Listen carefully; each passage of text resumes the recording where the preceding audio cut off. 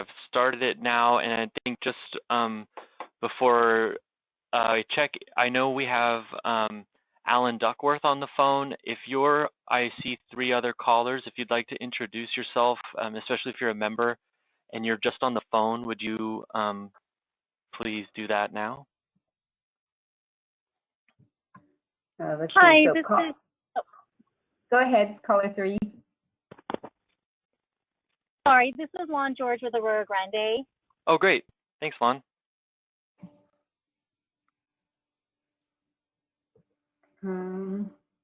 Hi, this is Mark Zimmer with Golden State Water Company on my phone through the app, so I can't tell if you can see me or not, but I'm just audio today. Okay, great. We can hear you. Yeah, audio only. Thanks for letting me know you're here. Thank you. Okay, thank you. This is John Reed with Camp San Luis Obispo. Hello. With Brendan's help, I was able to negotiate and call in, and I'm calling from my home phone. Great, thanks, John. Okay. Oh, go ahead. Oh, yeah, and then this is Kate Valentine with County Public Works, just calling in on the phone today. Thanks, Kate. All right. All right, with that, I've got 18, so we do have a quorum. All right, so first I'd like to call this meeting to order. This is the San Luis Obispo County Flood Control and Water Conservation District Water Resources Advisory Committee, WRAC, for today, Wednesday, September 1st. I know, Brendan, you've been keeping the tally, but if you wouldn't mind kind of going through so we all know who is here, that would be awesome. Oh, sure. Yeah, if you're a member and you don't hear your name, please let me know. I've got District 5, Alan Duckworth. I've got Christine Mulholland, Eric Greening, and David Chipping for environmental. Oh, yeah, go ahead. You're good. For environmental at large. I don't see Steph. Okay.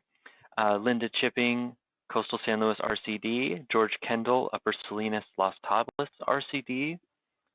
Jamie Hendrickson from Atascadero Mutual Water Company. John Reed for Camp Slow. Steve Carter and Brent Burchett for County Farm Bureau. Joshua and Mark from Golden State Water Company. Steve Sinton for Shandon San Juan Water District. Let's see. Lon for City of Arroyo Grande. Robert, City of Grover Beach. Andy P, City of Slow. Ray Dienzo for Cambria CSD. Ron Munns for Los Osos CSD. And Deborah Logan for Templeton CSD. Were there any members or alternates that did not hear their name? Ben Fine, City of Pismo. Thanks, Ben. You're not the official member, but thank you for being here. Yeah, I've got Robert. Thank you. Okay. Oh, that was the alternate. I do not have you as the alternate. So we can circle back on that after. Great. Thank you. And then anybody else want to introduce themselves today before we get rolling on the agenda? Yes. Here. I'm sorry. City of Water Agency, Santa Barbara County. This is Matt. Oh, thanks, Matt. Matthew Scudetto. Hey, thanks. Thanks for having me. Patricia Wilmore, Paso Robles Wine Country Alliance. Thanks, Patricia. Toby Moore with Golden State Water Company. Thanks, Toby. Matt Cook with Golden State Water Company. Great. Anyone else? Tom Burhen, private citizen, South County. Thanks, Tom. Willie Cunha with the Shandon San Juan. Thanks, Willie. Okay. All right, we see folks coming and going. So, all right. So we're going to go through, got the meeting minutes, ongoing updates, and then we're going to do kind of our main event of a panel discussion about the drought. And then we have some additional presentations. So we're still targeting a 3 o'clock completion. So we'll see how we do with all of that. All right, first order of business are the meeting minutes from June 2nd, 2021. Any comments on those minutes or a motion to approve? Stevenson will move to approve. Okay, we have a motion to approve. Christine Mulholland, second. Terrific. And we'll go ahead and do a voice vote on this one. I'll ask for an aye, and then I'll ask for a no. And if it's quiet on the no's, we'll assume that it moves forward. So all in favor, please say aye. Aye. Aye. Aye. Aye. Awesome. Any opposed? Great. Okay, motion carries. So we have an awesome list of ongoing updates. They're hopeful, sobering, and I'm going to say them each line item. If you have something, we're a big group, so raising hands is good, but more effective is probably just unmuting and speaking out. So if you have a comment, just holler when I get to that line item on ongoing updates. Rain and reservoir report. California Drought Monitor Summary. Groundwater basin management efforts. Hey, Chair Chippies. Yeah, hi. Yep. Just want to provide an update to the staff report or to the items in there. There was a, so for the Cuyama Basin, there was a scheduled meeting today on their regular calendar event, but that's not, I haven't seen an agenda posted for that. They had a special meeting a few weeks ago, and I think they intended to cancel for tonight. So it's listed in there September 1st, and a note saying that was anticipated to be canceled, but I haven't seen it. So we don't know when the next meeting is. I haven't heard anything about the next meeting on that. And I also want to point out that that we went to the board, the county went to the board last week or the week before to go over the draft GSP groundwater sustainability plan for the San Luis Obispo Basin. And we presented in detail on that draft. That draft is now out for public comment till September 19th. So any members of the public that wish to comment on that draft can do so using the website slowwaterbasin.com to submit your comments on that plan. And the anticipated adoption is going to be both by the city of San Luis Obispo and the county in December. Great, thanks for that update. So yeah, Slow Water Basin, Hudson Valley Water Basin out for comment. David Chipping, I see your hand up. Yes, I've got a couple of questions on page 9 of the agenda. One of them is the new Paso Basin Land Use Planning Ordinance. And the item that plantings using up to 25 acre-feet per year of total groundwater per site seem to be allowable. What per site means and why we are allowing additional water use when we know the basin is in dire straits. It puzzles me. So is there any explanation about why we're allowing extra plantings up to 25 acre-feet per whatever a parcel is? That's one question. And the other one is on the Los Osos community plan at the bottom, and that is to do with allowing the mitigation for washing machines and other things to be taken outside of the basin. The whole point, of course, of doing anything in terms of mitigation was to save water in the basin. But if you allow new development on the basis of water savings outside the basin, it doesn't seem to make sense to me. So those are 2 points that I raise here. Thank you. Thank you, David. And just to clarify, this is under item F, various county water programs, policies, and ordinances on pages 8 and 9 of the ongoing updates section. Let's see, does anyone from staff online be able to have some replies on this and clarification? Or we can think about Yeah, as agenda. Go ahead. I can Brendan? point. This is Mladen.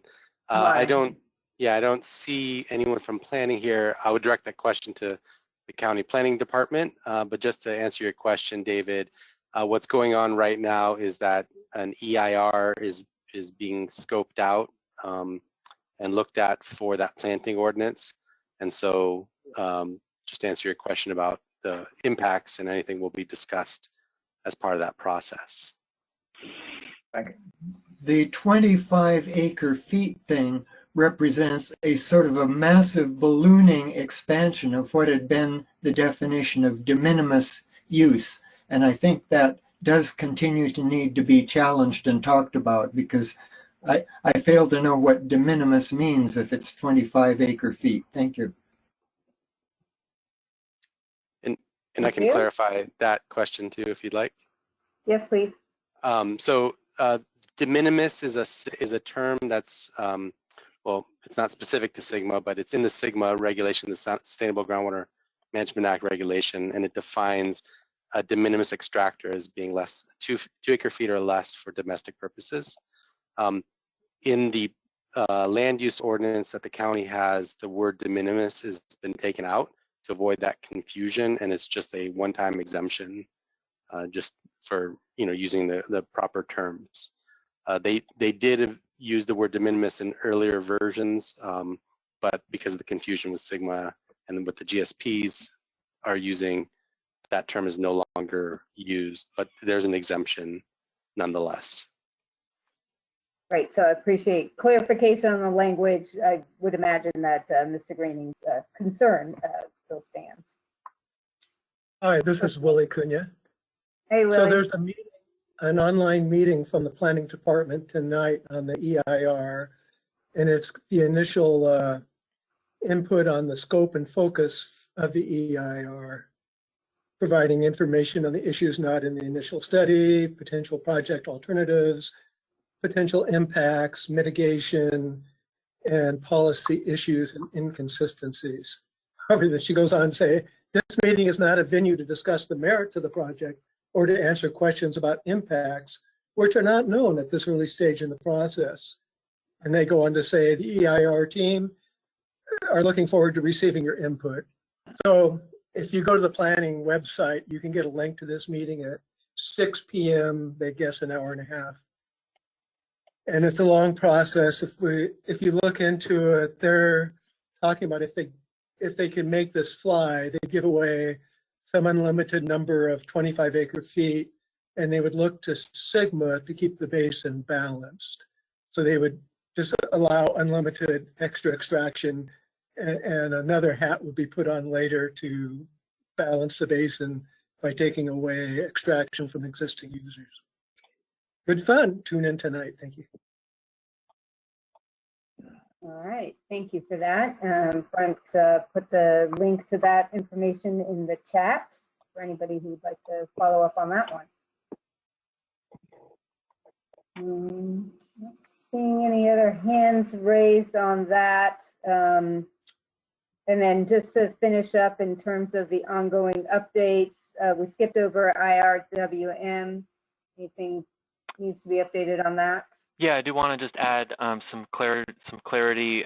We noted that their DWR is preparing 3 separate grant programs that were funded by the state budget, and I did get a little bit of additional information in the last week since this was published. So DWR has separate programs for urban water suppliers, and then, there are programs for water suppliers that are not urban, so 3,000 connections or less, and there's going to be a program for urban water suppliers that are 3,000 connections or more. So there will be separate programs for those small water systems and large water systems. The small water system program guidelines are out, and they are for water supply. They're calling it for emergencies. So if there is a water supply related need in your community, you can poke around DWR's site or contact me, and I will point you toward those guidelines and get you in the queue for that funding. Again, those are for water supply specific needs, and then guidelines are forthcoming for the larger urban suppliers. Again, that's 3,000 acre feet or 3,000 connections or more. So wanted to provide that clarity. Thank you. Don't see any questions on that. Stormwater resource plan. Okay, and then any other open reporting on water conservation opportunities, information? Well, did we skip over county water policies, et cetera, because I wondered if anyone wanted to explain a bit about how what has been the water division of the Public Works Department might be reorganizing and how that might affect our functioning. Question about the county water department. I think I saw Courtney come on, or Brendan. I don't know if you have Are any you referring comments on to that? the groundwater, the groundwater sustainability director? Yeah, that it's kind of a change in the organizational chart, as I understand it. And you want to just a minute or so kind of enlighten us on what's planned? I'll give first crack to Courtney, or yeah, okay. If she wants to. Brendan, I can take this one too if you want. Yeah, oh, it looks okay, like perfect. Mladen was ready to go. So, hot potato. We'll start with Mladen because he was unmuted first. I can defer up for sure. Yeah, so the plan is that there's a recruitment and hiring process right now for the groundwater sustainability department director, and that's coming here shortly in the next few weeks to the board to approve that position and that department. And then once that director is hired, then a transition will happen between Public Works Water Resources Division and Public Works in general and that director.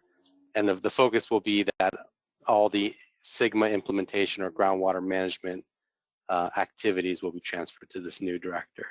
And then, of course, in the future, we'll I'll hand it back to Courtney on the divisions, the next goals and the next efforts.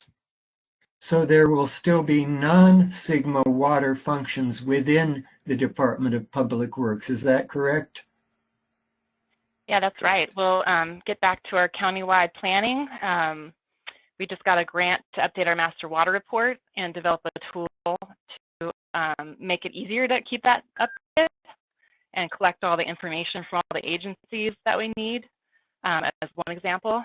We're also probably going to ramp back up our flood control side of the house because we do have to cover both water supply and flood management.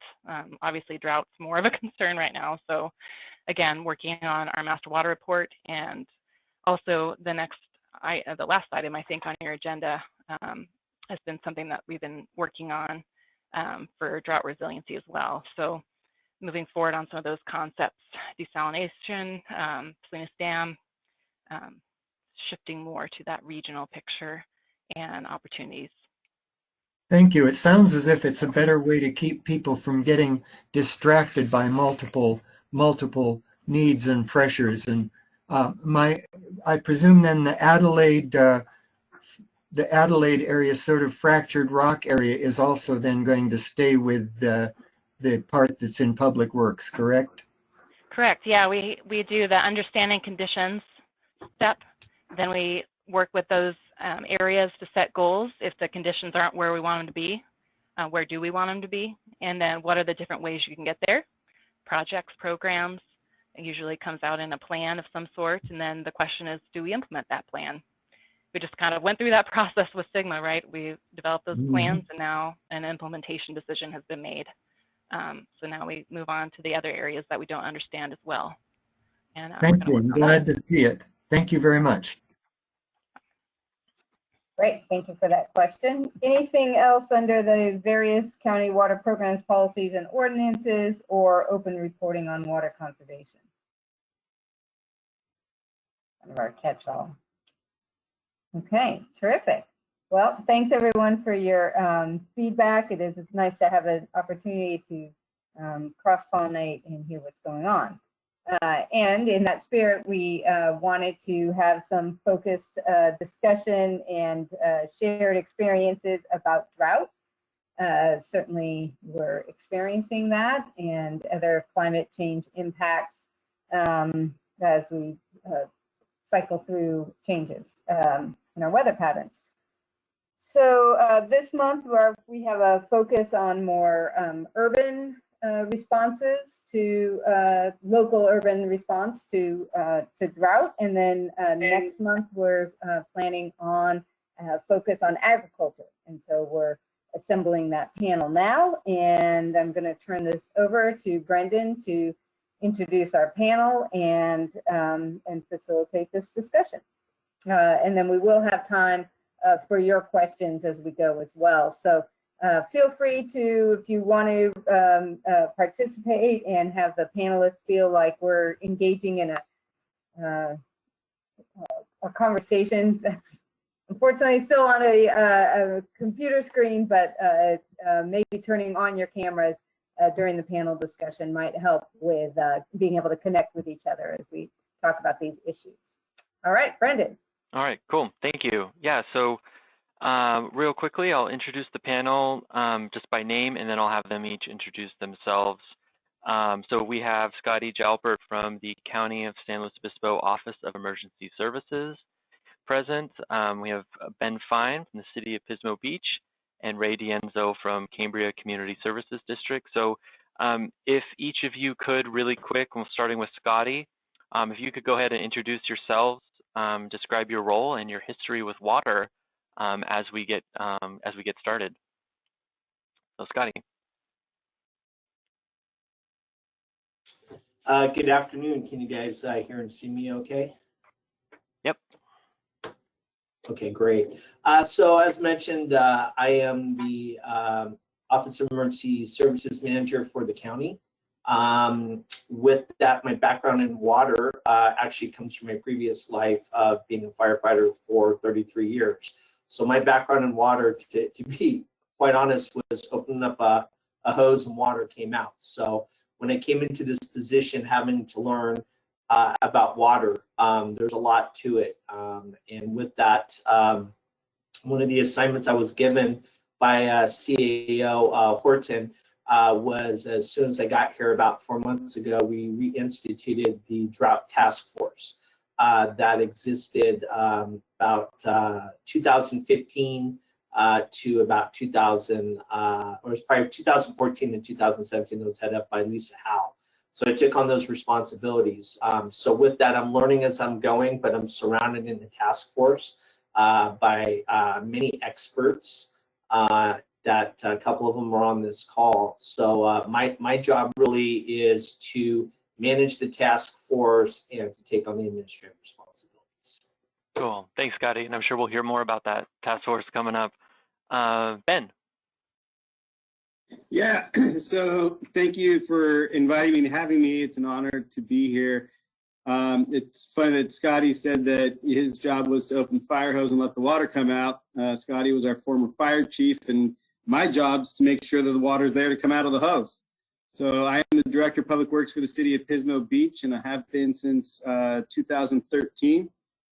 And I ultimately oversee the city's water infrastructure and manage our water supply and water use.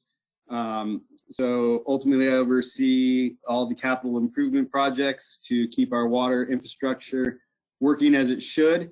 And then I am also in charge of managing what source of water we will use at any particular time.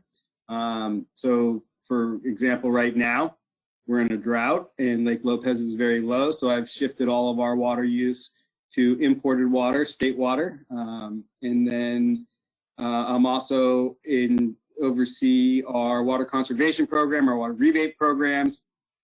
We'll talk more about that later, I'm sure. And then we'll also later talk about Central Coast Blue, which is the regional recycled water project the City of Pismo Beach is the lead agency on. Cool, thanks, Ben. All right, Ray. Yes, thanks, Brendan. Ray Dienzo here. I'm the utilities manager and also the district engineer for the Cambria Community Services District. I've been in this role since January of 2020. Seems like it's been a long, long time ago. But prior to that, of course, some of you know that I worked in the Water Resources Division there at Public Works at the county, and I'm glad that I'm in this position here at Cambria, and to maintain a good collaborative partnership for good stewardship for our water resources here in Cambria, but just being interested in water resources throughout the county.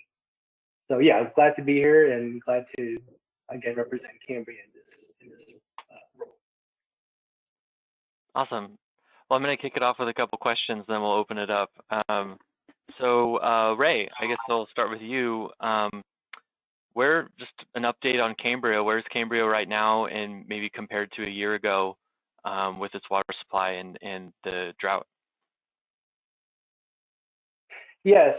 So as a lot of you know, as most of you know, that Cambria is we are a coastal community, and lots of tourism here that we experience. Even with the interesting dynamics that happened with the pandemic, the height of the pandemic last year, and the county opening up again, and people wanting to be out and about, I personally noticed differences in water use relating to all of those issues. And something that's interesting is between March and May of this year, we saw a pretty dramatic increase in water use as compared to last year, and even as compared to 2019. I do compare 2020 and 2019 because 2020 was such a weird year for us. Sure. Where there was a lot of closure of businesses and things like that. But we saw increases as high as 30% from this year and last year, an increase. And I attribute that to people just wanting to be out and about again. And Cambria is the jewel of the Central Coast. Sorry, Ben. I think Cambria is for us. But yeah, but now later, Ray. We'll circle back. But so right now Cambria is in a drought situation, and I'll explain more about that with other questions relating to it. But we are in a stage 4 drought, and what is interesting is that once the stage 4 drought was established, our community responded really well to it, and actually even in July of this year, we saw a decrease of 1.5% compared to last year and even the year before that. So even though there was an increase, an uptick in water use compared to last year, I think people are aware, and have taken responsibility and have responded well to the drought conditions and our need for conservation. Cool. Thanks, Ray. Ben, I would say kind of same question, just kind of kicking us off about Pismo. Where's Pismo right now? And maybe compared to last year and the year before. Sure. So right now, Pismo's about halfway between LA and San Francisco, and that's exactly where we were last year. I think over the last 100 years, we've moved 0.3 of an inch to the north. So obviously we're in a drought. Sorry, you said where's Pismo? I thought you meant geographically. So it's no secret we're in a drought. Our city council has declared a moderately restricted water supply condition. So we have 4 different adopted water supply conditions in our municipal code. And this is there's normal, and then this is the first restricted one. It has several restrictions, most of which everybody's very familiar with. You can't wash cars without an automatic shutoff nozzle, stuff like that. The big one really for our residents and most impactful is that even number addresses can only water on Mondays and Thursdays, and odd numbers on Thursdays and Fridays. So we limit everybody to 2 days a week. I often get questioned as to why do you split it up? And the answer to that, splitting it up doesn't reduce the amount of water used, but it helps us manage our reservoirs. Everybody's not watering on Monday, nobody's watering on Tuesday, and that it spreads that out. Not that we've had an issue with that, but if there were a severe drought, more severe than what we're experiencing, it does help to manage that. So there are some other restrictions. I'm not going to get into that. As far as our water supply goes, we're very fortunate to be a state water subcontractor.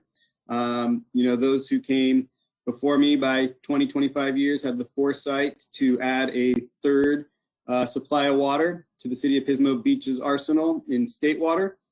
So we have groundwater, Lake Lopez, and then that additional state water. And one of the big advantages of state water is not only do we have our allocation and on top of that drought buffer, but we're able to store state water at San Luis Reservoir and have that water to draw on. And then also it gives us a diverse geographical water supply. So while we may be experiencing a drought here, if it rains in Northern California, then the State Water Project receives water up there and we can get the water transferred down here. So it helps spread it out. The other advantage of having state water is as we look towards implementation of Central Coast Blue, we're bringing in that outside resource from a different geographical area, run it through the treatment plant, and then inject it into the groundwater basin to help sustain our local resource. Another thing that we've done is we've implemented or re-implemented, I should say, our water conservation rebates. It never really went away, but we did lose funding. We exhausted all the funds, so our city council refunded those, and so we have a Cash for Grass program where citizens can get money back for taking out lawns and putting in drought-tolerant plants. And then we also have a toilet rebate program where citizens, if they have a high-flow toilet and they replace it with a low-flow toilet, we'll give them $100 to do that. So the beauty of those programs, and I know that our neighboring agencies do the same, is that that's ongoing savings. It's a one-time payment, and then the savings continue year after year after year. Like Ray, we have seen an increase in water use. When the pandemic was first declared and shut down back last March, Pismo was packed. Our beach never shut down, and people were here from all over. And we definitely saw a rise. And actually, it was interesting dealing with the citizens. Here we are asking them to conserve water, but all these tourists are coming in and using water. So it was made for very messaging was kind of difficult to get that messaging out. But that's basically where we are. All right, cool. And then let's see, a question for Scotty. Just could you describe a little bit more about the role and then your role and the role in general of the Countywide Drought Task Force, and describe more about what it is and maybe what it isn't? That would be great. Sure. So the county task force was brought together. It's really an internal task force with county agencies, and the intent is to monitor and to share drought-related information amongst ourselves with other county agencies and the public. The task force has some objectives. Those being, to make sure that we're doing what needs to be done and support public works as a water purveyor. Countywide facilities and water usage reduction plans, and have those discussions and share those informations.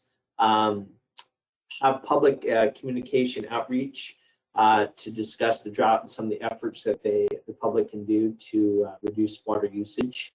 And then finally is to make recommendations to the board and related to the drought. And then as I'll talk about in a second here, as the county has declared a local drought emergency, we're required by government code to go back to the board every 60 days to give an update and to make the recommendation if necessary to continue the local drought emergency. The members on the task force consist of Public Works, CAL FIRE, County Fire, Environmental Health, Medical Health, us as Office of Emergency Services, Parks and Rec, the Ag Commissioner, Farm Advisor, and now the new GSA agency once they get their feet on the ground. As time moves along, obviously as the drought is going to worsen, the task force is compelled to take additional actions. Some of the things that we've already accomplished is obviously, as I said earlier, is recommend to the board to declare a local emergency, which opens up a couple different funding mechanisms. It gives the ability to Public Works to implement some of the actions that they need to take. Also making recommendations supporting the implementation of the Lopez Lake Low Response Plan. And while coordinating through Public Works, which they're pretty much the lead agency, is coordinating with the other water bears in the county, which most of you are on this call, about messaging and sharing information and trying to make sure that we have consistency where we can. One of the other things that we're putting together now that should hopefully come out by Friday afternoon is we're trying to work on one-stop shopping website on the readyslow.org website. And essentially we'll have all the different drought information tabs that the public will need. And also too, we're developing, as aforementioned, about some of the grant opportunities, is trying to collect all that information about grants and try to put it in one location. Because as you can imagine, you know, the Department of Water Resources, the State Water Board, USDA, just to mention a few, all have grant opportunities, and we're trying to gather that information so the public has one-stop shopping as things develop. So I hope that answers your question. Cool, thanks. Let's see, I could keep going, but I'll just pause here if there's any questions from the committee for any of our panelists. And if I don't hear any, I will keep going. I've prepared a few for each. So. I'll let you go a little longer, and then I'll okay. Jump in here with some follow-up questions. Thanks, Brendan. Sounds good. I do see David chipping. Do you want to jump in, David, with a question? Yeah, I'm just wondering, with the cities and with the entire task force, how far are you looking ahead? If we had this next coming year, like this water year, and then followed by another year like this water year, I presume something is going to be running out somewhere. So is there going to be some sort of intercity help out the poor guy sort of thing? Or what is happening under the worst case scenarios that climate change looks like it's going to give us?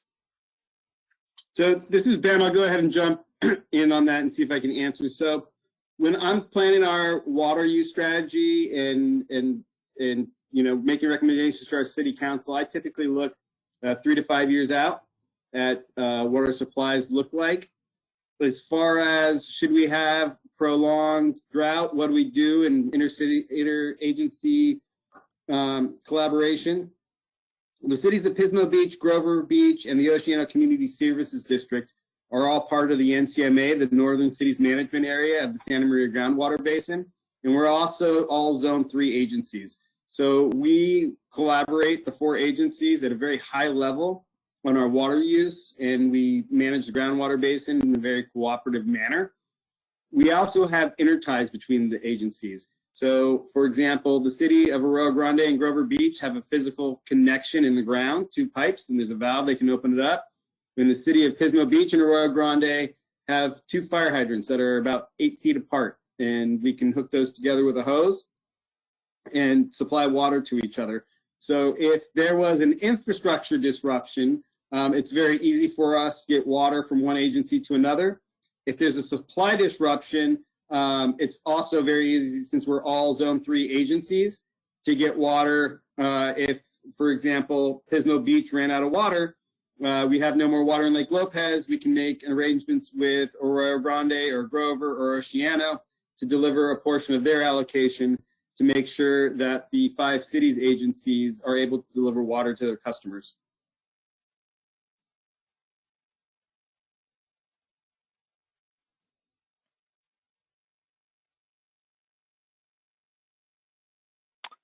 Okay, cool. I'll keep going and holler if there's any more questions. But so I know Ray and Ben both mentioned there are, Ray, I think you said you call them stages, and Ray and Ben, you said there were 4 different municipal codes. So I'll start with Ray. Just what are the plans or the guides that are in place for your board of directors to step through drought? Like how many steps do you have, and is this in your urban water management plan, or if you could kind of talk about what's in place to guide the district. Let's just assume drought continues. What's in place to guide your district forward? Yes, I'll go ahead and answer. Start off with this. So this year we did an update of our urban water management plan and also our water shortage contingency plan.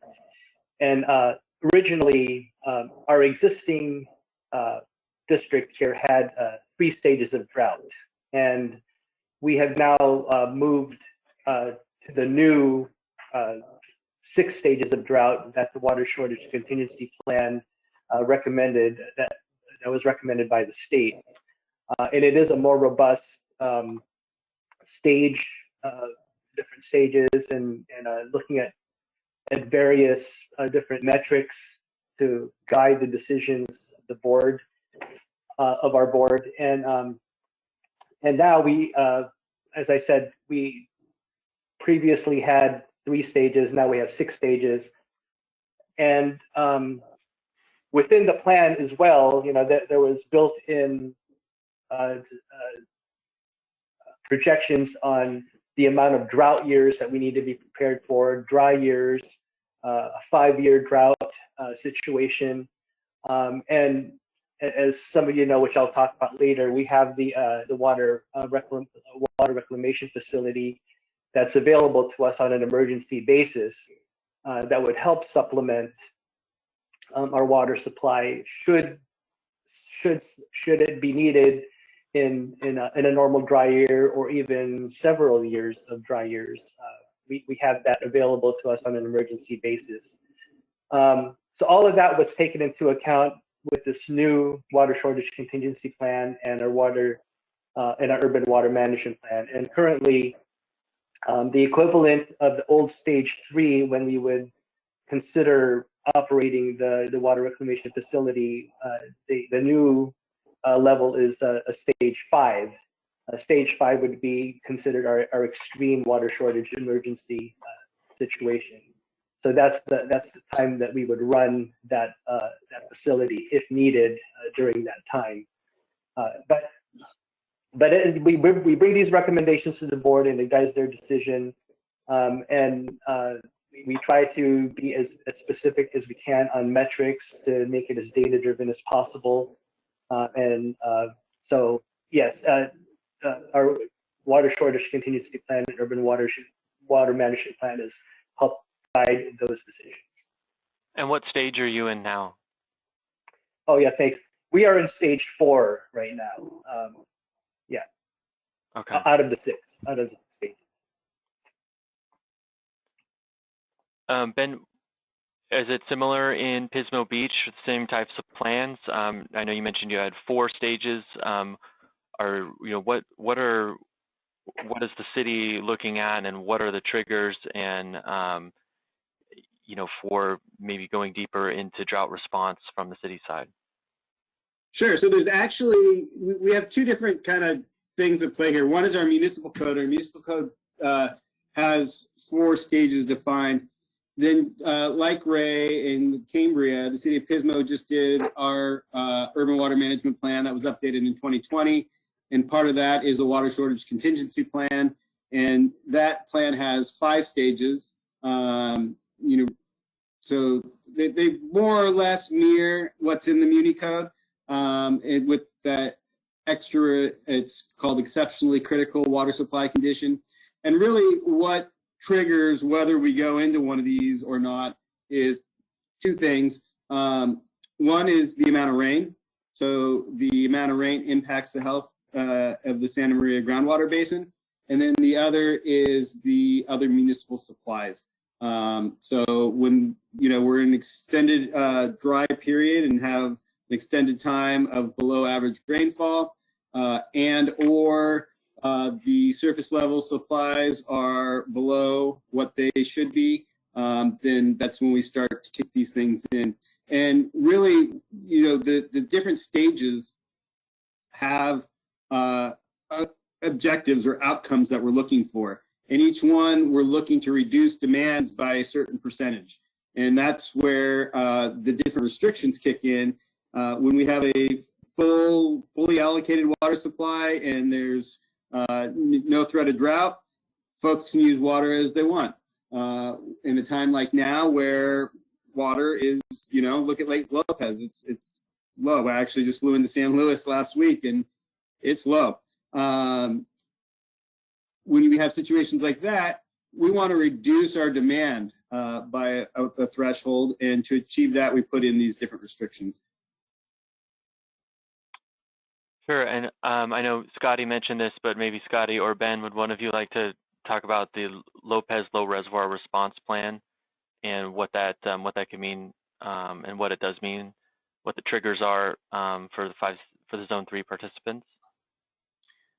Sure. So first, in order for the Low Reservoir Response Plan, or LRRP as it's often referred to be enacted, the Board of Supervisors has to declare a drought emergency with respect to Zone 3. And then there's a threshold, Dan, help me out, 20,000 acre feet? Thumbs up, yep. So if the lake drops below 20,000 acre feet, and the board has declared a drought state of emergency with respect to Zone 3, then the LRRP kicks in. And what that does is current contracts at Lake Lopez, agencies that don't use their full allocation, at the end of that water year, all of that leftover water, if you will, that quote unquote surplus as it's called, goes into a pool and then is divvied up amongst the agencies based on your allocation from the reservoir. So for example, Pismo Beach's allocation from the reservoir is about 18%. So if we saved 100 acre feet in a year, that water goes back into the pool and we can get back 18 acre feet. That doesn't give us a lot of incentive to conserve Lake Lopez water. When the LLRP is in effect, agencies get to carry over their surplus or extra water acre foot for acre foot, and they keep it in a bank account, if you will, or a silo, and they get to use it, the next year. Another thing that happens is that extra water or surplus water, if an agency decides to purchase it, they have to use it the following water year. So Arroyo Grande, for example, is about 50% of the allocation from Lake Lopez, which is great for them. And they can take half of the surplus water at the end of the year. The problem for them is they can't use it all, because you have to use that surplus water before you have to use your allocation before you use your surplus water. So by the time Arroyo Grande uses all of their allocation, they don't have enough demand to use up all the surplus. So it even though they can buy more surplus, it's hard for them to use it. So the LRP kind of makes things a bit more equitable.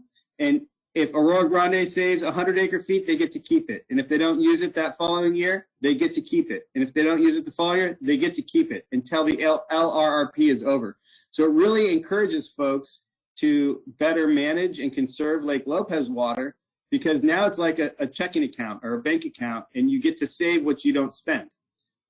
So the Zone 3 agencies are currently working on contract revisions to create storage in Lake Lopez, which will help us better manage and forecast our water supplies.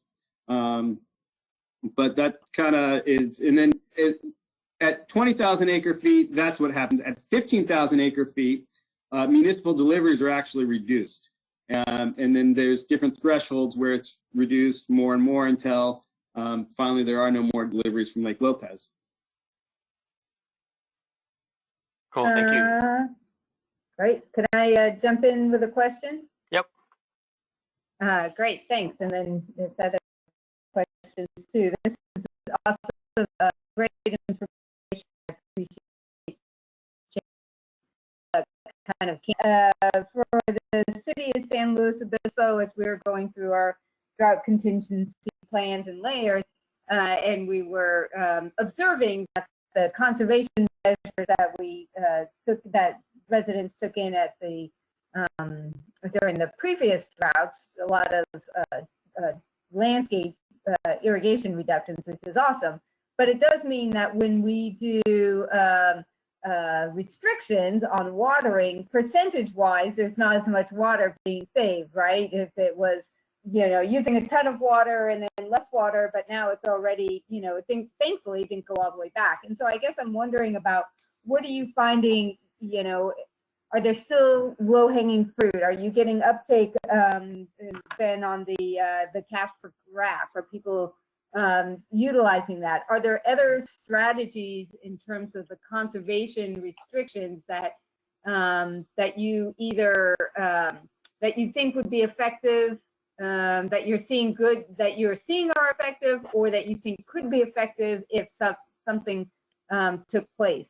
And kind of my ulterior motive in asking this question is also about were the Water Resources Advisory Committee, if there was something that we collectively felt was an important program to be implemented or facilitated or supported across the county that would make a difference in our drought response. It would be great to be able to share that and bring that forward. So I don't know if Ray or Ben wants to start on that. So yeah, I'd like to answer this question a little bit, because one of the things that we found recently is water conservation is a way of life that stuck here in Cambria since the last drought happened. We've gone from 700 acre feet to about 500 acre feet now per year of water that's being used, and it's stabilized that way for the last 5 years. The point that I want to make is that habits,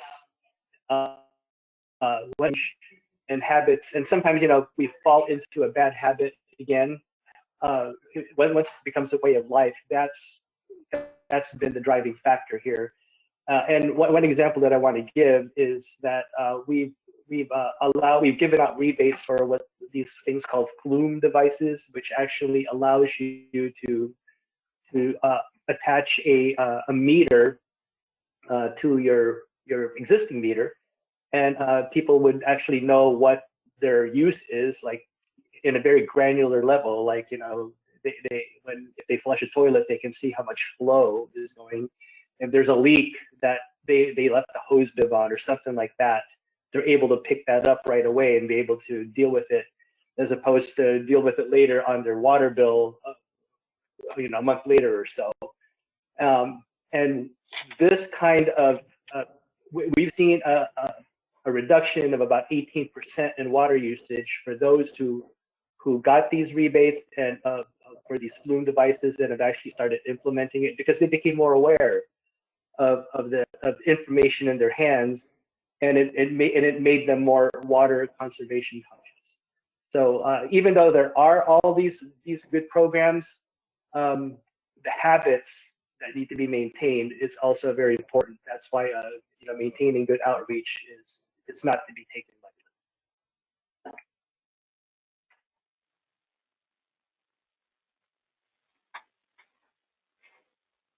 Christine here. I want to follow up on what Yeah, Ray go ahead, Chris. what Ray said here, because about habits. I have friends who are still saving water in showers and putting it out on their plants, or saving their kitchen water and putting it on plants. And my question then to them, well, what are you going to do when we get cut back? As far as droughts, I think that California is generally in a drought. Drought's not an anomaly. If we're not in drought, we will be in drought again. And I have lived through many in my life in California, and about 4 droughts, or 5 here in San Luis Obispo. There are those who say we're in a 150-year drought, and we have a few good years now and then. So we can start cutting back on our water. But I also was here in San Luis Obispo when we were rationed 40% of our water. It got that bad to where we were cut back 40% of what we used last year. Now, those who are already in heavy conservation as a lifestyle, what the heck happens then? I'd like to answer this. I think I can answer it quickly. One of the this is a common question, by the way, when we went to stage 4, because stage 4 we recommend reduction of 40%. Okay, there's and it's a recommended reduction, and the cool thing about it is people have already responded, like I mentioned earlier. But the thing to remember though is that the 40% reduction, the target we're looking for, it's an aggregate. And people have asked, well, I've already been, cutting back, and this is part of the focus that we're doing here as staff, is we want to focus not on those who are already cutting back, but there are people who are still high water users, and using that data to be able to focus our outreach on those who need to improve a little bit more in their water savings. And what you're going to find is that there are people, there's always room for improvement for a lot. Even those who are cutting back, who've cut back already, they even find ways to improve more. And of course, those who don't pay attention as much, we get them to pay attention, through good outreach and good information, so that, yes, oh boy, that leak in the toilet, that things like that, those make a huge difference. So those are the ones that we want to focus our outreach on. Thanks, Ray. So we're coming up at the end of our time that we've set aside for this, and I do want to make sure that Brendan and each of our panelists get a minute to have any closing comments. But are there any other burning questions or comments before we go to wrap up? All right, Brendan, I'll send it back to you to bring it home. Sure. Scotty, would you let us know what maybe we could expect from the Drought Task Force moving forward, assuming this drought continues? What are the goals and indicators you're watching and your team is watching, and then what could we expect from the task force moving forward?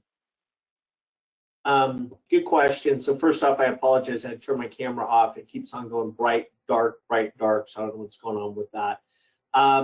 So I think, as I mentioned earlier, as time progresses and as this drought gets worse, we're going to have to start making more recommendations to the Board of Supervisors and to the other water providers of obviously more conservation efforts that are going to happen. Also, too, that I know that Public Works is trying to work on long-term planning to try to build up our capacity for water storage. So I think those are the types of things that you're going to see in the future, is more long-term implementing some of those long-term plans and conservation efforts. I think, when the drought, as I'll call, went away back in 2017, we all kind of took a sigh of relief, and I think now we're back into it. Now we're trying to get our minds wrapped around it. So I think that's just reality of human nature, and I think this go around, you're going to see a lot more long-term planning.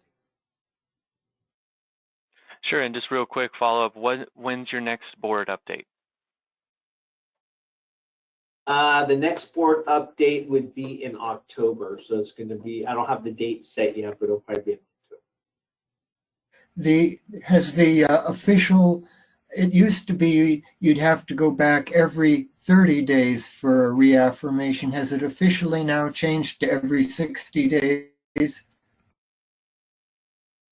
Yes. So there's the county code and there's the state government code, and the state government code supersedes the local county code. And with that, they changed the state code to every 60 days. So on advice of county council, we've changed the rotation every 60 days. Cool. And just for the committee, this is something I'll track. I'll find a way to include this in our ongoing updates, just tracking when the task force will be providing an update to the board. And so if the committee is interested in seeing what that is, we'll have that link readily available for you. Ray, would you just, in closing, provide an update on your water reclamation facility and what you have going on there? Yes, the water reclamation facility, as I mentioned earlier, we are permitted to run it on an emergency basis. And should there be an a stage 5 or higher, that's the time that we would run the facility. In short, the water reclamation facility, a lot of people think that it's a desal plant. It's not exactly a desal plant. It's a brackish water plant where it uses water from our secondary disposal. Our secondary disposal pond is there, as well as a creek underflow and brackish water from some seawater intrusion. That's the source of that water. So it is very brackish. So the level of treatment is not as intense as a desal would be. So right now it is a stage 5, but we are on an emergency basis only. That is when we can run it. But we are working on our coastal development permit. It is already been our application has been submitted to county planning, and there's some information that we have yet to provide them as they requested. We are in the middle of completing our in-stream flow study, which would be a very important piece to help with some of the information requested by the county relating to the operation of that site. So a lot of good things are happening, and I think it's going to help us with our water, because we are reliant upon our Santa Rosa and San Simeon creeks. Not a lot of storage there. That's why this is going to give us a little bit more security with our water resources. Cool. Thanks, Ray. And Ben, if you could, would you provide the committee, and it's been a while since we've had an update, but maybe a brief update on Central Coast Blue? Sure. So as most of you know, Central Coast Blue is a regional recycled water project that is being led by the city of Pismo Beach. Our partner agencies include Grover Beach and Rio Grande, and to some extent the Oceana Community Services District. We are currently in the design phase of the project. We've gone through our preliminary design. We had a pilot plant here to test the technology. And then we also recently wrapped up a test injection well where we were able to test and measure the response of the aquifer to the injected water. We've completed a groundwater model, and that test injection well helped us to verify the model and get a lot of good data there. So right now we are preparing a grant application for a Prop 1 implementation grant. The project was successfully awarded a Prop 1 planning grant. That grant ended up being about $2 million. And we also got Title 16 funds for that project as well. So typically, the Water Board doesn't like to fund projects in a planning grant if it's not a viable project for construction. And those projects that do receive planning grants are usually pretty highly positioned for the implementation grant. So we're very hopeful and optimistic of the outcome of that grant award. We're waiting for that. But if you're not aware what the project will do, it's a two-phase project. And the first phase will treat the effluent from the City of Pismo Beach wastewater treatment plant. It'll purify it and then inject it into the groundwater basin. California does not currently have regulations for direct potable reuse.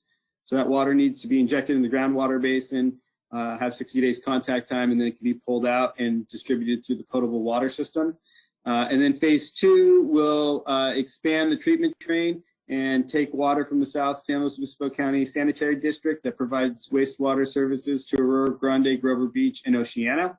And then it will treat those flows, that effluent, and also inject that into the groundwater basin. So we're hopeful that 2024 timeframe will be drinking recycled water in the South County. Cool, thanks for the update.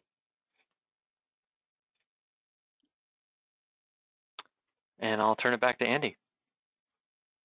All right. Thank you so much to our speakers and to Brendan for facilitating that discussion. Super informative. As I mentioned, next month we'll be having a panel with folks sharing about the drought response in the agriculture community. We're still putting that together. If you have comments or suggestions of folks who are interested in speaking or know somebody who would be great on that panel, just email me or Brendan after the meeting. That would be terrific. All right, let's go on to the next item, which is to receive a presentation from staff regarding draft regional water infrastructure resiliency plan. And I think that is back to you, Brendan. Yes, it is. Let me share my screen.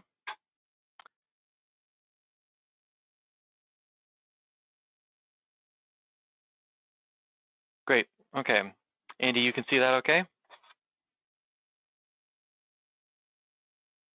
Yes, looks good. Awesome. Well, yeah, so once again, I'm Brendan Clark, Supervising Water Resources Engineer here, Public Works, Water Resources Division. And I'm going to present today the draft Regional Water Infrastructure Resiliency Plan. I'm going to do an overview, the background, the purpose of the plan, the methods used in the plan, the results, and what the next steps are. So first, quickly for the background, we have the 2012 Master Water Report, which included a whole number of recommendations, but some of which were related to contingency planning and increasing interagency agreements and collaboration. And then, of course, as we've mentioned, we heard quite a bit, and we all know about the drought from 2012 to 2017. And so with those, in response to the drought and with these Master Water Report recommendations in mind, it became clear that coordination between staff of the municipal water purveyors that are connected to our county's regional water supply infrastructure projects would be necessary for exploring any regional resiliency strategies. So these water supply projects include Salinas, Whale Rock, Lopez, State Water, Nacimiento. And so county staff sought to leverage the expertise of these agencies connected to this infrastructure. And so staff from these agencies, commonly referred to now as the Countywide Water Action Team, or CWAT, began to meet informally as needed to develop an approach for moving forward on the recommendations of the 2012 Master Water Report on potential new regional resiliency concepts in light of the drought. And so there are 4 priority areas for the Countywide Water Action Team were infrastructure interties and agreements, drought planning, which this report touches on, and also opportunities related to Salinas Dam and desalination. So the purpose of the Regional Water Infrastructure Resiliency Plan, which does not have a great acronym, I'm not going to say RWRP moving forward, so is to, as I've mentioned, address the Master Water Report recommendations, but also preempt and prepare for some upcoming state drought planning requirements. So parallel to the work we were doing, DWR and State Water Board worked together, and they released reports related to recommendations to the state legislature about small system drought planning requirements. So we heard from, Ben and Ray for Cambria and Pismo Beach. These larger urban systems have requirements related to drought planning, but there are not any requirements yet for smaller systems. But parallel to while we were preparing this, the state was starting to release some of these thoughts and guidelines, and the legislature is actively floating around a bill that would do some drought planning requirements for smaller systems. And so knowing what, the best of our ability, this report does kind of keep that in mind. This report also provides, we hope, provide a launching pad for project planning and collaboration for some agencies and support our county's drought preparedness. And I want to thank WSC for all their hard work in preparing the report and guiding the county and the CWAT through this process. So what's in the report? I did provide the executive summary in the staff report, and there's also a link to the full report.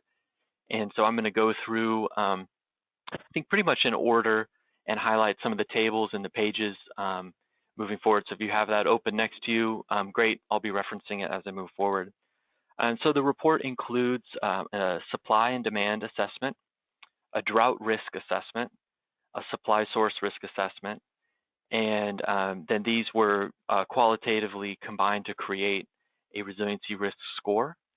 And then for certain areas, mitigation opportunities were evaluated again at a qualitative level. And so in total, there were 41 agencies, which include cities, CSDs, mutual water companies, and also other systems like California Men's Colony, Cuesta College, and others were included as well. So again, we had 41 agencies were a part of our evaluation. So for supply and demand, we included a compilation of all the readily available information on each water purveyor's water supply availability, anticipated demands, and existing exchange and transfer agreements. And then these were organized by source of water and source of information. As you can see here, and it's pretty small, but each of these columns is a different source. There's state water, Nasi, Lopez, Salinas, Whale Rock, other, which includes groundwater supply or agreement-based supply. And then these were evaluated against the Master Water Report recommended 20% supply buffer above demand. This is Table 1 on page 8 in the report, and there's a more detailed version in Appendix E, which goes through what each of the colors mean. And briefly, each color you see here on the screen just notes a different source of where the data came from. So in a lot of cases, it was the 2012 Master Water Report, or it was the 2015 Urban Water Management Plan, status reports, updates from agency staff, master plans, basin monitoring reports, and existing agreements. So after this was compiled, a series of assessments were qualitatively run, and this included a drought risk assessment, which evaluated each purveyor's water supply portfolio's ability to reliably provide water during extended drought conditions, including looking at a multiple dry year scenario that's laid out in the Urban Water Management Planning guidelines. And then there was also supply source risk assessment, which evaluated the vulnerability of each of the major water supply sources to changes and vulnerabilities related to climate change, natural disaster, maintenance shutdowns and failures, regulatory and environmental concerns, and water rights challenges. An aggregate score was evaluated for each purveyor based on the percentage that each supply makes up of their water supply portfolio. So I have here an excerpt of Table 5 from page 19. And you can see how we qualitatively kind of assigned these risk scores. So for groundwater, there's no, the risk for maintenance and failures is based on wells, but not really the source. However, obviously, there are regulatory and environmental concerns for groundwater, water rights, and potential changes due to change in rainfall and runoff. So the scores varied. For each supply source, we did each reservoir separately. And again, it was a qualitative exercise. So after that, all this information was combined based on the supplies and the demands. the drought risk, the supply risk for each individual supply source were combined to create a resiliency risk score. And they were combined with additional scoring criteria and for each purveyor, and we ended up with a prioritized list of agencies in need of enhanced resiliency. Additional scoring criteria included noting how many sources each agency has and if that agency provides for health and safety or not. Obviously, most agencies do, but some of them in the list did not. And so these were all factored in. And so we have a qualitative score based on each agency's supply source, and it's weighted by the number of supplies and that source's risk, normalized for comparison, and again, included factors. And obviously, I want to note there's a lot more to the story for each of these agencies and systems than just what this Excel sheet is showing.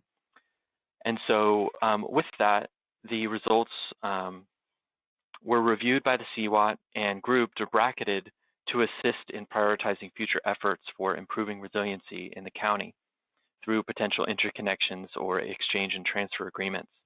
Agencies were grouped into 4 different brackets, and I'll describe them here really quick. We have, this is table 8, by the way, on page 27 of the report. We have the potentially vulnerable bracket, and these are agencies that received the highest resiliency risk score and did not have an identified water supply project, intertie, or transfer exchange agreement to improve resiliency. So in these cases, these are single source, single supply agencies with no known mitigation initiative. We also had 1 potentially vulnerable but isolated from regional infrastructure agency.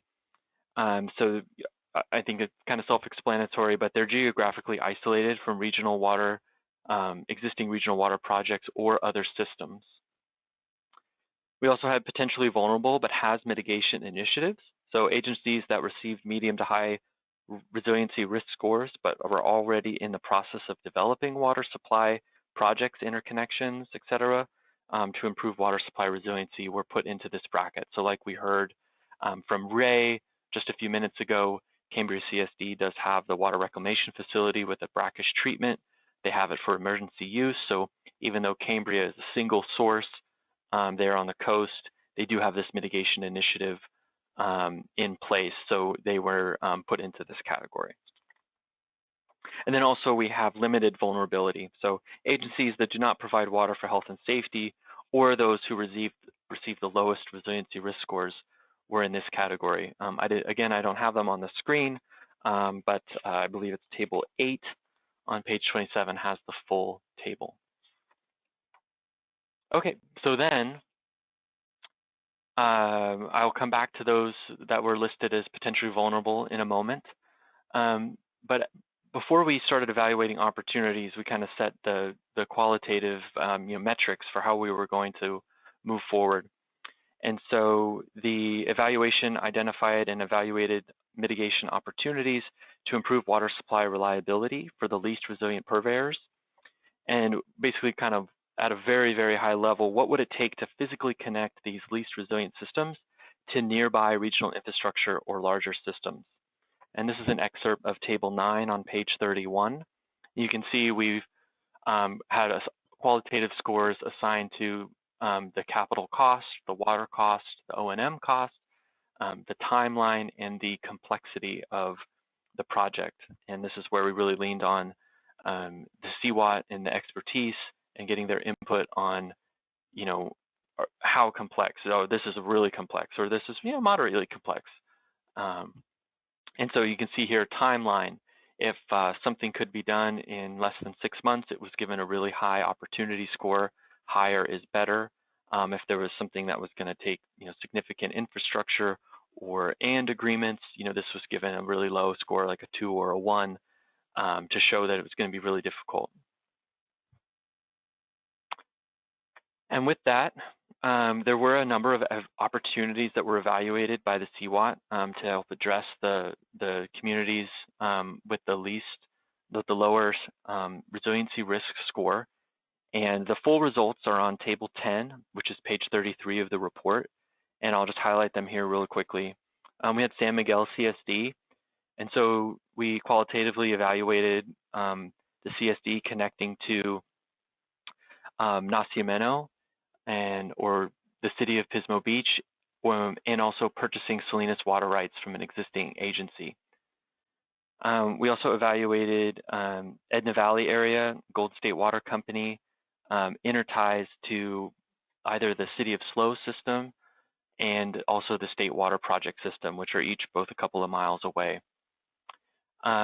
We have Los Osos here. I incorrectly wrote Los Osos CSD. Sorry, Ron. This is the entire Los Osos area was evaluated, and for either connection to the Choro Valley pipeline of the State Water Project, Whale Rock Reservoir, or a connection with the city of Morro Bay. And then lastly, we looked at the Choro Valley area for Cuesta College and Camp San Luis. Both are single source state water, and perhaps a connection to the Salinas or Nacimiento lines to intertie.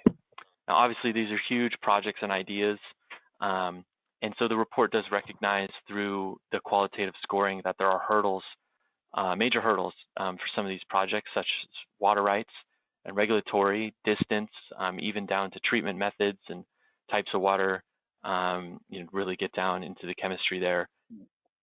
But you have to do that first step and just throw it out there and take a look at it. And so that's what we have done.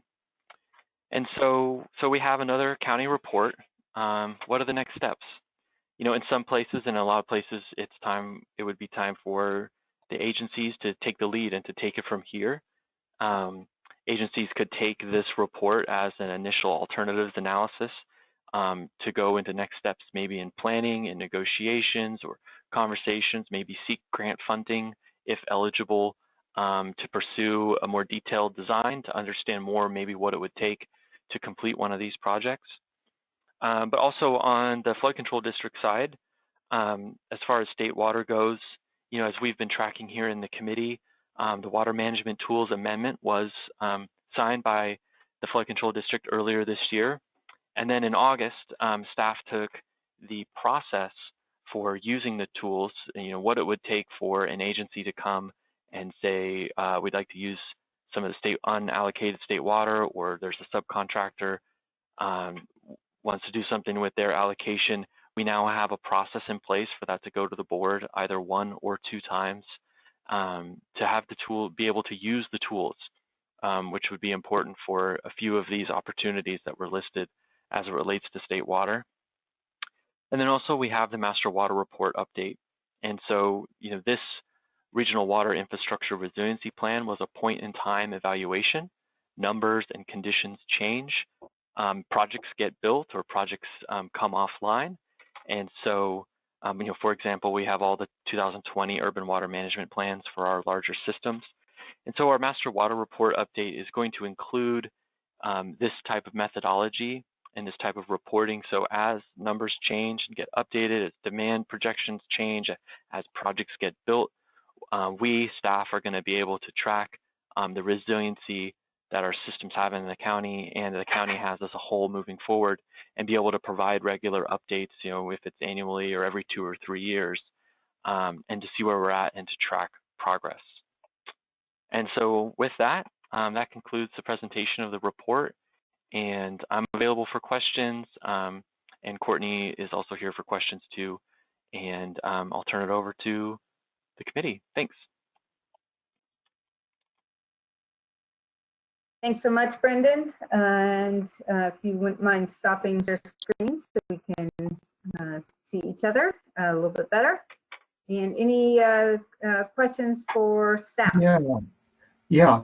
I see a couple of green things on the callers. I don't see any of the people with letters. But my question, and first of all, I want to say excellent work. It kind of reframes things we've been thinking about in one document so that we can make more sense of them as sort of a pattern.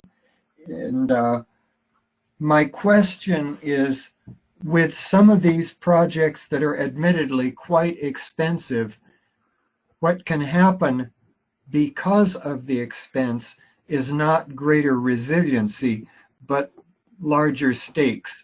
In other words, if it can't be funded from the existing rate base, if grants don't come in, et cetera, often a project, the payment of a project is essentially attached to future connection fees. And when that is done, obviously it becomes presupposed on and even demands having more people depend on the hopefully expanded resource.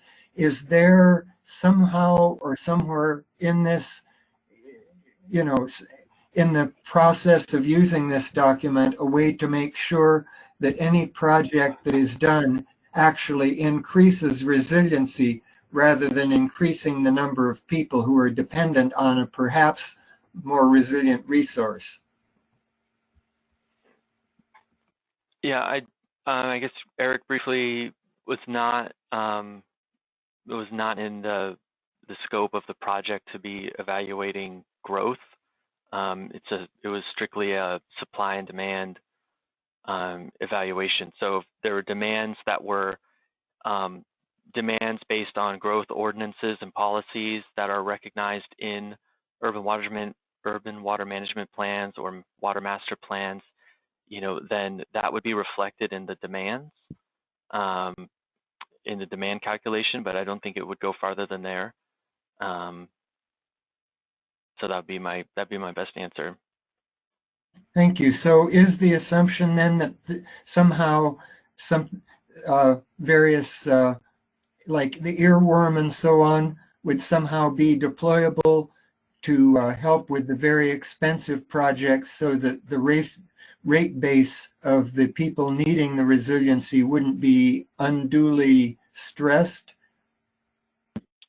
I think these projects would qualify for IRWM funding. They would need to come in from the individual agencies though. And right now there aren't planning funds available through that program. But I mean, I mentioned earlier the state is opening up three to four different drought-specific programs. So I think there could be planning funds there, especially maybe if it's a disadvantaged community, if it qualifies in that box. There could definitely be planning funds available to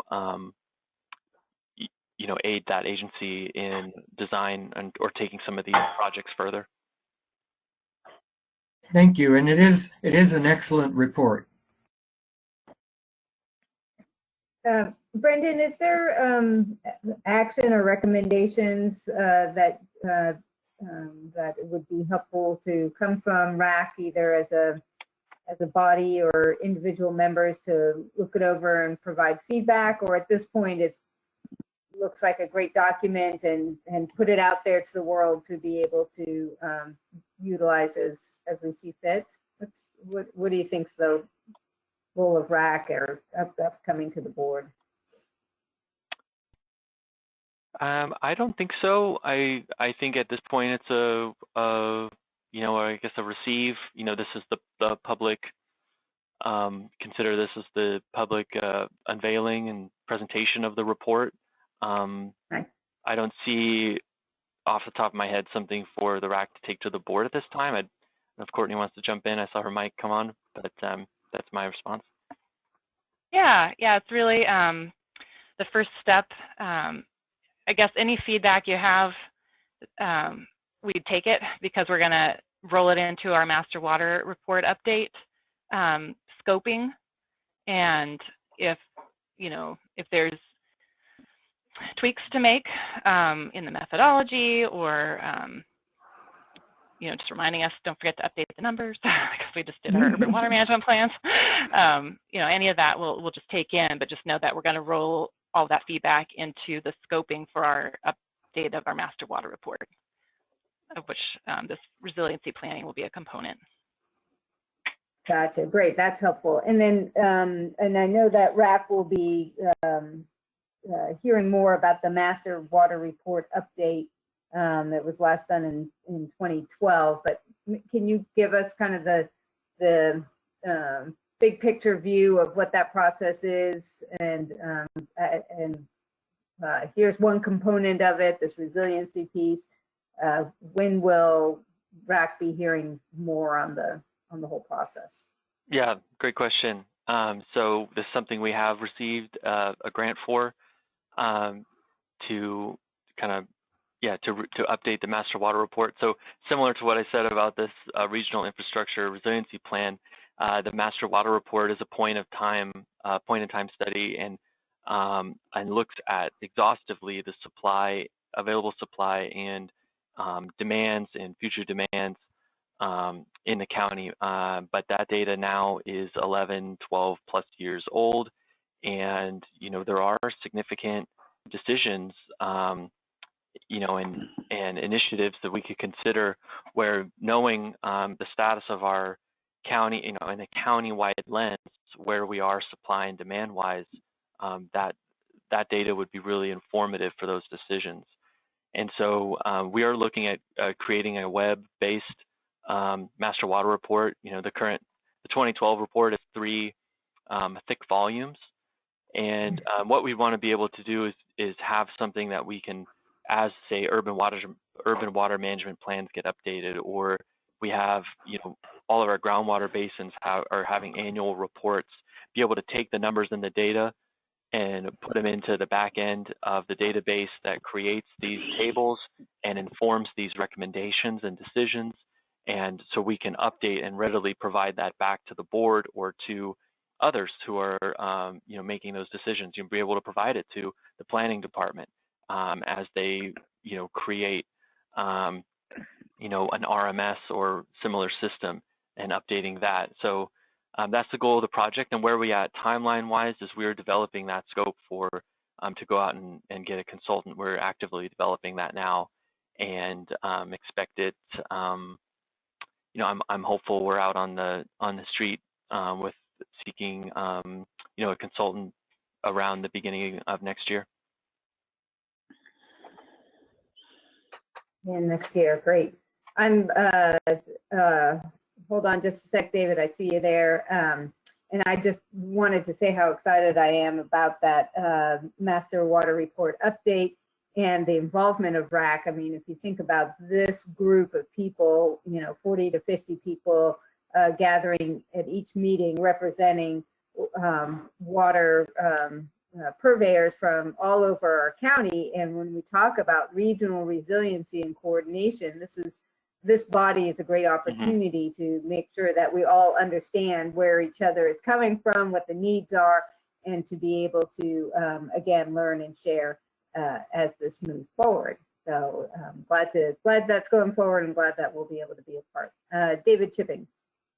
A lot of those Excel sheets were hard to comprehend in terms of what they contained. But I'd like to address page 1-3, which was the text in the agenda that went with the slideshow, which wasn't. And that's, for example, with San Miguel. And it says the highest ranking resiliency risk mitigation opportunity is purchasing Salinas River water rights from an upstream user and pumping underflow from new gallery wells. Now, the probability of taking another take out of the Salinas won't go down well with Monterey County, and is also subject to all the issues associated with the Paso Robles groundwater management plan. So when you say the highest ranking resiliency, what is the probability of that?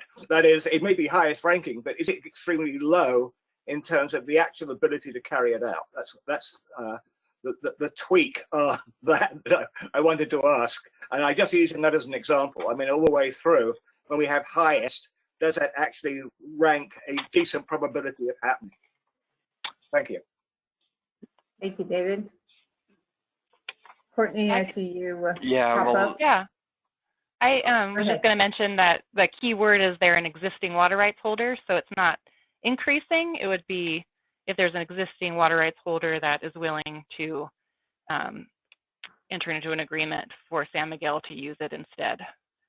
So I think that's why it was the most straightforward, because the Salinas River flow and an existing water right would be between those entities rather than building new pipelines and such. I guess that sort of answers it. I still wonder, though, if you're going to rank the likelihood of this sort of thing happening, particularly in regard to sigma for the underflow, that sort of thing. I can understand how, of all the opportunities that Matt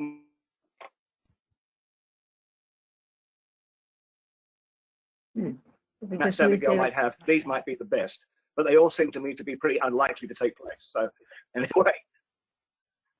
Right. I Okay. don't know if San Miguel's on the line, but I know they're working on their recycled water project. So that's really where they're focused.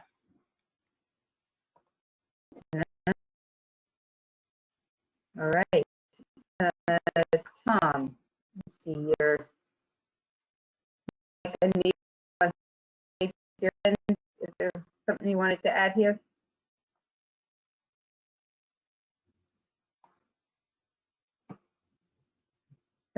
Tom, did you want to say something? No. Okay. Anybody else have questions or comments? This is John from Camp San Luis Obispo. I had a question regarding Cambria and a lot of attention that was given, most of it rather negative towards the, desalination treatment. I know they were given like emergency permission to use it. What is the status now, Ray, as far as that goes? Yes, we do have an application in to get a regular coastal development permit. It's to move from an emergency to possibly running it during times of just when there's dry spells. But yeah, that's where it's at the moment. It's in process. What is the feeling on that? Is there, positivity, negativity? Do you think it might happen, or what would need to? I know one thing is the salt that's created would have to be disposed, which can be extremely expensive. Yes, I am very confident that we'll get the regular permit for that. Regarding the expense of operation, those are decisions that our board would have to make. But once those are separated out. The feasibility of operation and getting the proper permits for a good environmental and an environmentally responsible project. Those are the issues that I'm dealing with, and I'm pretty confident we can get those completed. Okay, well, thank you very much, and a great report for you and Ben and Scott as well. You all did a great job. Thank you. Absolutely. I have a follow-up question for Ray on that, and thanks to John for raising the question. Does this process of changing what it's for include a supplemental or subsequent EIR? No, at the moment, no. At the moment, no. There's yeah, I'll leave it at that. At the moment, there's no need for a subsequent EIR. We are working from a subsequent EIR that was completed in 2017. Thank you. Thanks. All right. Any last comments on the draft regional water infrastructure resiliency plan before we move to our last couple of agenda items and wrap up this meeting? All right, seeing none, as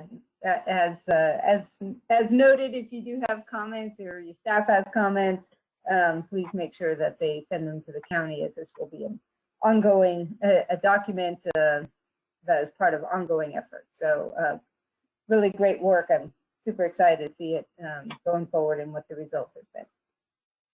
All right, and then the next item is future agenda items. We will be meeting in October and having the ag panel. Brendan, I don't know if there's any other sneak preview for October right now. You had something else you wanted to present? Yeah, there may be an item related to an IRWM grant per our IRWM MOU. If a recommendation is going to the board, it does have to come through the WRAC.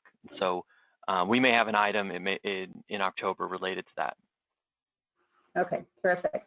And then I know I had said at the June meeting that I'd be sending out a survey that slipped off my desk for a little bit. That's back on, so I will have a little survey come out on topics. But is there anything offhand for future agenda items that folks would like to suggest or comment on? Yeah.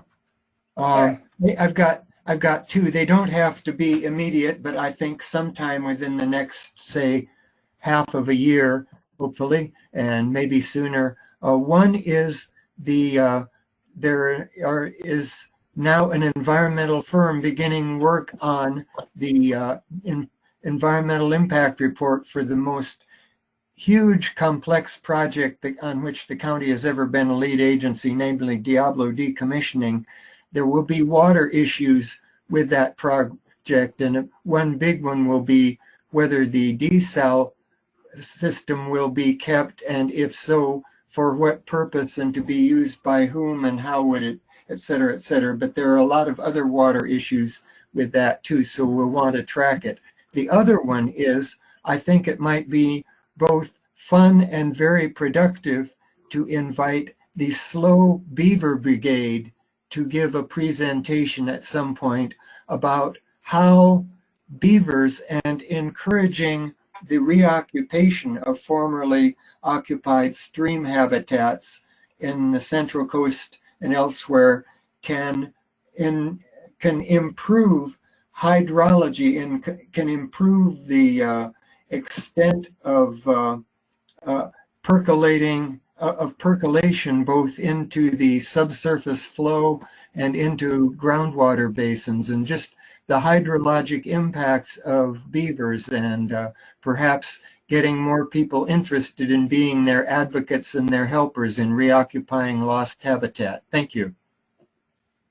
Great ideas. Yeah, I had a chance to go and visit one of the dams and hear about the those benefits that you mentioned. Nice idea. Anybody else? Courtney, this is John. Will we be next time?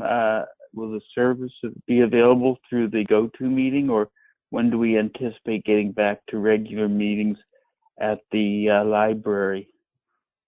I know they were going to do that this September if the Board of Supervisors met in person, but I don't think they did. I think the rise in the COVID cases because of the variant outweighed that.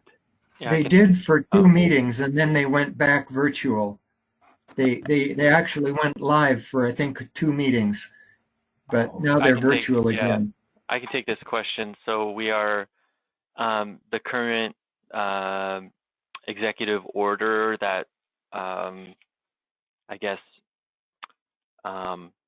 loosened the Brown Act requirements, which the specific requirement is that for voting members to not be in the same place or to be in publicly accessible places, that exemption lifts on September 30th. So barring any extension of that exemption, we would be meeting in person in October. And we are trying to look at and explore ways to, I guess, enhance our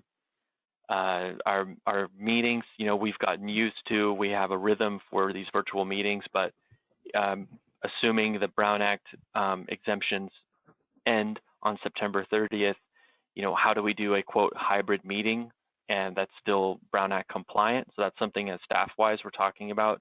As some of you know, our Water Resources Division does a number of meetings like this. So this is something we are trying to think about, and it's going to vary by committee and by meeting location. So, you know, right now, the library is not allowing us to reserve rooms. So we do have the SLO City Council chambers reserved, assuming that the exemption to the Brown Act, you know, ends on September 30th. And so we would be meeting in the City Council chambers, and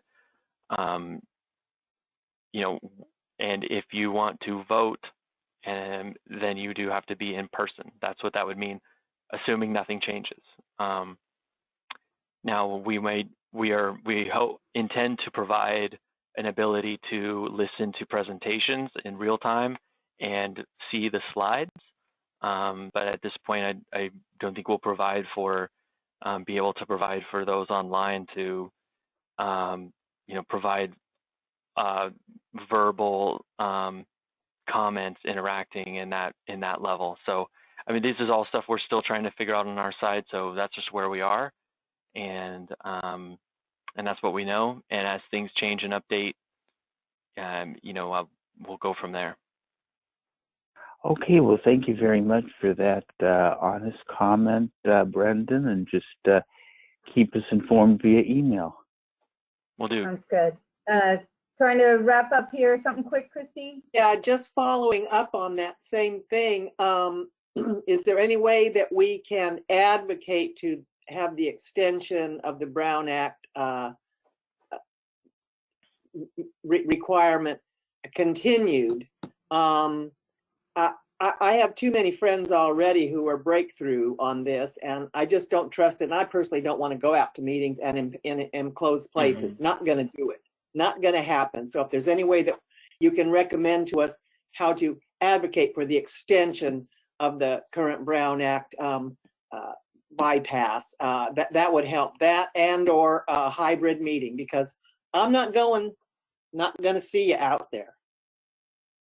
Yeah, I think A further follow-up, at least while we have the fair weather, which of course we hope ends soon and we start getting gallons of rain, but are there any outdoor options?